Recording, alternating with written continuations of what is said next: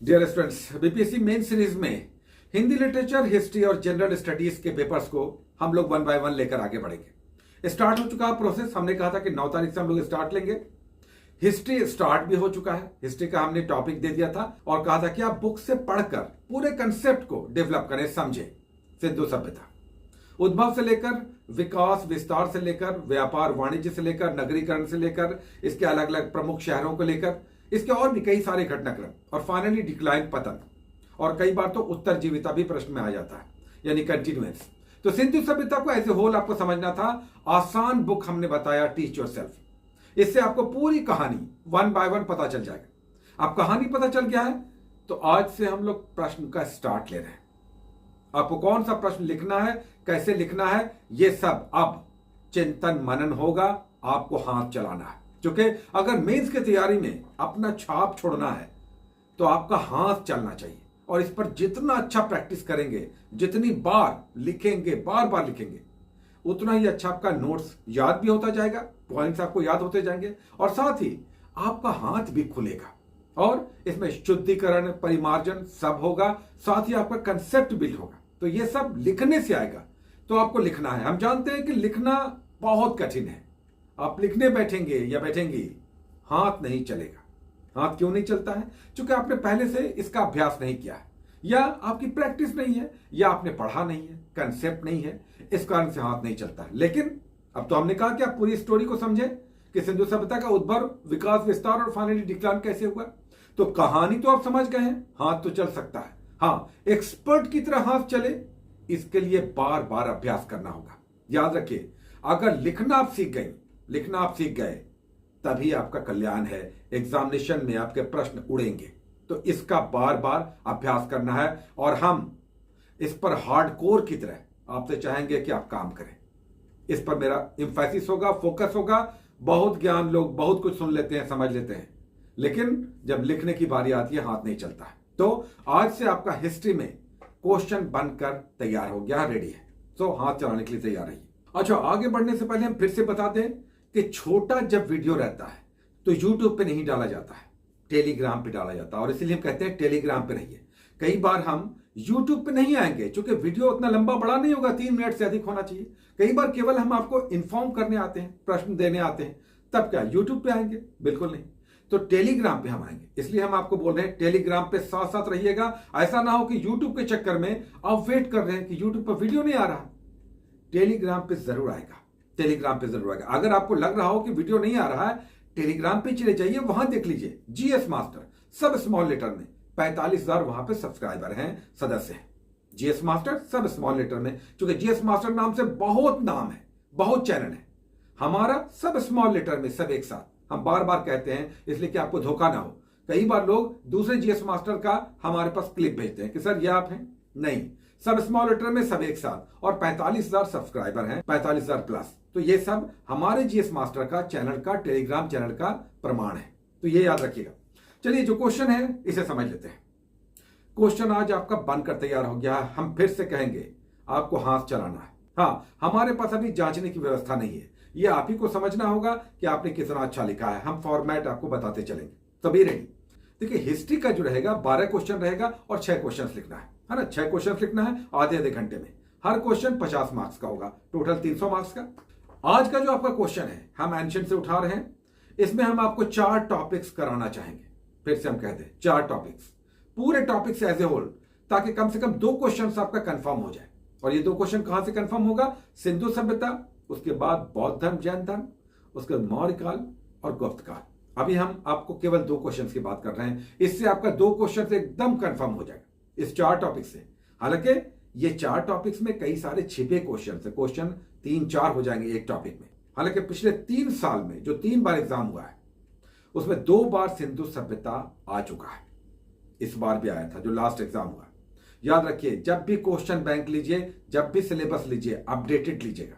Syllabus तो फिर भी जो मार्केट में मिलता है आप ले लीजिएगा, अपडेटेड बोल कर लीजिएगा। हम फिर से कह रहे हैं, ये 2 चीज आपके पास अनिवार्य रूप से होना चाहिए, सिलेबस और क्वेश्चन बैंक। अच्छा, क्वेश्चंस का जब हम डिस्कस कर रहे हैं तो क्वेश्चंस में यूपीएससी, यूपीपीसीएस और बीपीएससी, हम तीनों को फॉलो कर रहे हैं। चलिए, आज जो आपका क्वेश्चन है जिस पर आपको हाथ चलाना है, वो क्वेश्चन है, सिंधु घाटी सभ्यता के आंतरिक और बाह्य व्यापार के ढांचे का विस्तार पूर्वक वर्णन करें। Explain the pattern of internal and external trade during Indus Valley civilisation. समझ गए? इंग्लिश में भी हम लिख कर दे देंगे जहां तक संभव होगा, क्वेश्चन कम से कम इसी को आपको लिखना है। आप कहेंगे कि ये क्वेश्चन आपने क्यों दिया, आपने उद्भव और विस्तार क्यों नहीं दिया? पिछले 3 साल से सिंधु सभ्यता आ रहा है, तो इस बार चांसेस कम है, लेकिन यह बीपीएससी का लोकप्रिय टॉपिक है। हर अल्टरनेट ईयर सिंधु सभ्यता पर प्रश्न आता ही आता है।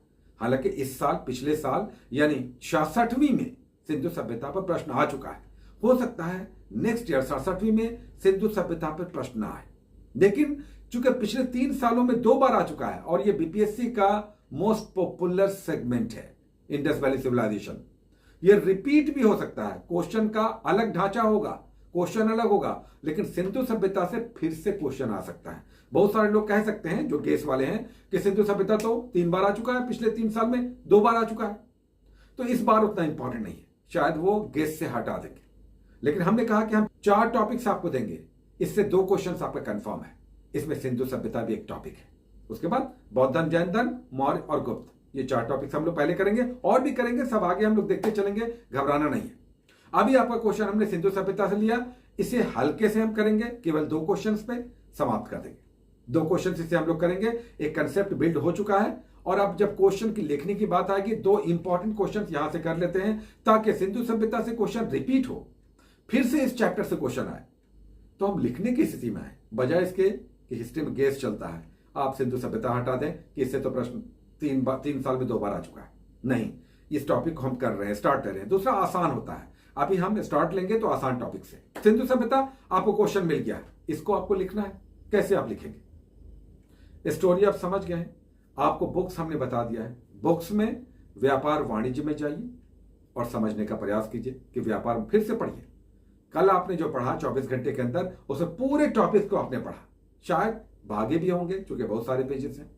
अब स्पेसिफिक टॉपिक्स करना है, यानी सिंधु सभ्यता का आंतरिक और बाह्य व्यापार कैसे चलता था, इंटरनल एक्सटर्नल ट्रेड सिस्टम्स क्या था, पैटर्न क्या था, इसको समझना है। क्या बेच रहे थे, क्या ला रहे थे, कहां कहां व्यापार कर रहे थे, कौन कौन शहरों में इन व्यापारों का प्रमुख केंद्र था, बीच में इंटरमीडियरीज कौन कौन से थे, है ना, ये सब आपको करना है। और याद रखिए, हिस्ट्री एक खतरनाक सब्जेक्ट है, और जो परसेप्शन बना हुआ है इसलिए कि आपको पढ़ाया ही वैसे जाता है, इतिहास की तरह, लिटरेचर की तरह, साहित्य की तरह, लेकिन इसे साइंस बनाकर, इसमें कुछ नई बातें डालकर आप अपने क्वेश्चन को इनरिच कर सकते हैं, आप इसमें अपने मार्क्स बढ़ा भी सकते हैं, और यह संभव है। इतिहास को इस बार आप लिखेंगे, जो हमें फॉलो करेंगे या करेंगे, मेरा विश्वास है कि उनके मार्क्स पिछली बार से बढ़ेंगे, अच्छे बढ़ेंगे। अब कितना बढ़ेंगे यह आपके प्रश्नोत्तर पर डिपेंड करेगा। क्वेश्चन आपको मिल गया, क्वेश्चन में क्या लिखेंगे? अब क्वेश्चन आपको मिल गया आंतरिक और बाह्य व्यापार, तो सबसे पहले तो छोटा सा एक इंट्रो होना चाहिए। सिविल सर्विसेज में ज्यादा इंट्रो नहीं चलता है। हाँ, स्टेट पीसीएस में थोड़ा सा आप इनिशिएशन देते हैं, एक इंट्रोडक्शन छोटा सा, 5-6 लाइन्स में, 4 लाइन्स में, 4 से 6 लाइन्स में एक इंट्रोडक्शन, सिंधु सभ्यता का आंतरिक और बाह्य व्यापार क्या था। उसके बाद पूरा बॉडी, इस बॉडी में आपको पूरा इंटरनल और एक्सटर्नल ट्रेड डालना है, और ये पैराग्राफ चेंज कर करके होना चाहिए तो ज्यादा बेटर है। कुछ लोग बुलेट्स यानी पॉइंट्स के रूप में भी लिखते हैं, है ना, जल्दबाजी में, कई बार हड़बड़ाहट में, आसान होता है, पॉइंट से देखे और छोड़ दिया। ये यूपीएससी में चल जाता है, क्योंकि वहां पर टाइम कम होता है, शब्दों की सीमा होती है। यहां पर शब्द की सीमा नहीं है। आपको 36 पेज मिलेंगे और 6 क्वेश्चन लिखना है, तो 6 पंचे 30, 6 छक 36, यानी 6 पेजेस पर एक क्वेश्चन आप लिख सकते हैं। हम कहेंगे कि 4.5 पेजेस तक अच्छा माना जाएगा, 4.5 से 5 पेजेस अच्छा माना जाएगा। अगर आपके पास कॉपी है, दोनों ओर 2 पेज हो गया, फिर एक पेज के दोनों ओर 4 हो गया, और तीसरे पेज के एक और 5 पेजेस, 5 पेजेस में आप लिख सकते हैं, बहुत अच्छा मार्क्स होगा। क्योंकि टाइम आपको आधा घंटा ही मिलेगा, इसलिए शब्दों की सीमा छोड़ दीजिए, उस पर हम डिस्कशन ही नहीं करेंगे, क्योंकि यहां पर टाइम बाउंड है, शब्द की सीमा नहीं। तो इस बात को समझ लीजिए। ये आप क्वेश्चन लिखेंगे, सबसे पहले इंट्रो दे देंगे, एक छोटा सा, अच्छा रहता है। उसके बाद बॉडी आप डालेंगे कि व्यापार कहां, कैसे, किस तरह से हो रहा था, और फिर एक निष्कर्ष डालना बहुत अच्छा होता है। निष्कर्ष में क्या आपने लिखा और उसका आगे क्या रिपरकशन हुआ, प्रभाव पड़ा, उसका क्या परिणाम हुआ, किस तरह से वो बाद के कालों या बाद की परिस्थितियों से जुड़ा हुआ है या जुड़ जाता है, यह आपके निष्कर्ष में आना चाहिए। आपने क्या लिखा और वो जो भी घटनाक्रम है वो बाद के कालों से किस तरह से जुड़ गया या उसका क्या प्रभाव पड़ सकता है या पड़ा, यह निष्कर्ष में लिखा जाता है।